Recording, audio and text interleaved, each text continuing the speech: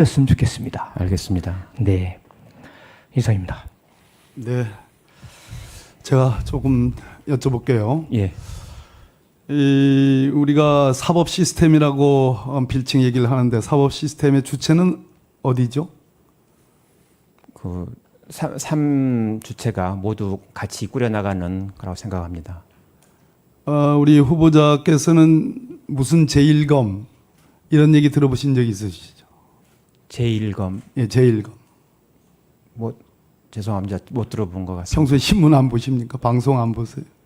그걸 자랑스럽게 얘기하는 분이 있었는데 못 들어본 것 같습니다. 제1검 일반적으로는 수사를 잘한다라고 이렇게 자랑을 합니다. 검사들이. 제가 일선에 나갔을 때 그런데 항상 핀체에 물리면 여러 가지 의혹 사건이 벌어진다든지 비리 사건이 벌어진다든지 여러 가지 국민적 지탄이 있으면 우리는 준사법기관입니다. 이렇게 주장을 합니다. 저는 검찰개혁의 요체는 검찰이 준사법기관의 본래의 정신으로 돌아오면 검찰개혁이 된다고 보는 사람입니다.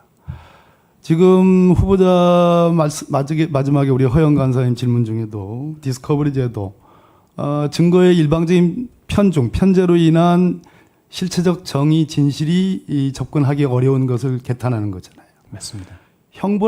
국가 형벌권이라는 이름으로 국가와 개인 국민 간에 있어서 엄청난 갈등이 벌어진 게 국가 형벌권의 행사의 과정인데 거기서도 이러한 증거의 일방적인 편제로 인한 사실의 왜곡, 진실의 왜곡의 가능성 언제나 있는 거죠. 가능성이 있다고 생각합니다. 그렇기 때문에 우리가 압수수색 영장제도에 대해서 본안 재판보다 더 그것은 굉장히 중요한 재판이고 한 사람의 무고한 인권의 탄압이 있을 수 있다라는 우려를 하는 거 아니겠습니까? 그렇습니다. 현안에 대해서 질문을 드립니다. 정말로 궁금하고 후보자께서 이 부분을 어떻게 생각하는지를 듣고 싶습니다.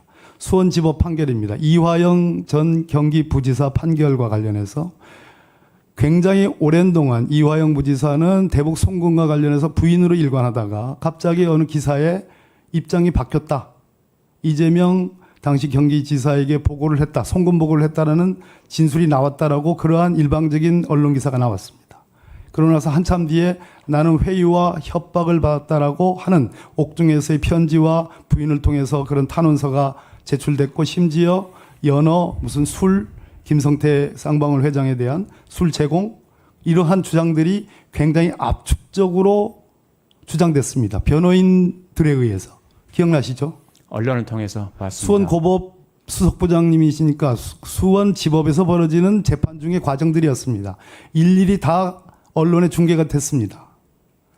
그런데 1심 유죄 판결, 이화영 전 부지사에 대한 1심 유죄 판결이 선고되면서 저는 그 판결문을 정말로 빨리 보고 싶었습니다. 그래서 취득해서 봤습니다.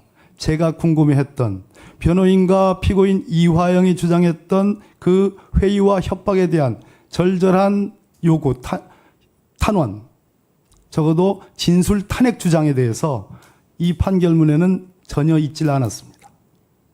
이화영의 소위 변심했다는 그 진술조차도 유죄 증거로 채택을 하질 못했습니다. 자, 주장이 있지만 판단을 하지 않았습니다. 판단 유탈입니다.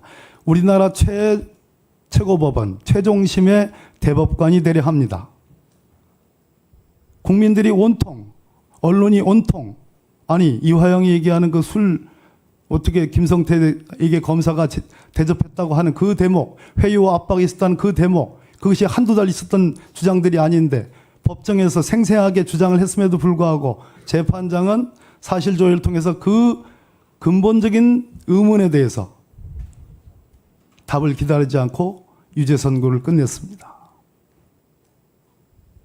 자, 제가 이렇게 장황하게 설명드린 것은 후보자께서 이 사안을 잘 모릅니다라고 답을 할 것 같아서 자세하게 설명을 드린 겁니다. 정말로 궁금합니다. 이것이 사법적 정의와 관련해서 이러한 판단이 전혀 없는 재판이 권고돼야 마땅하겠습니까?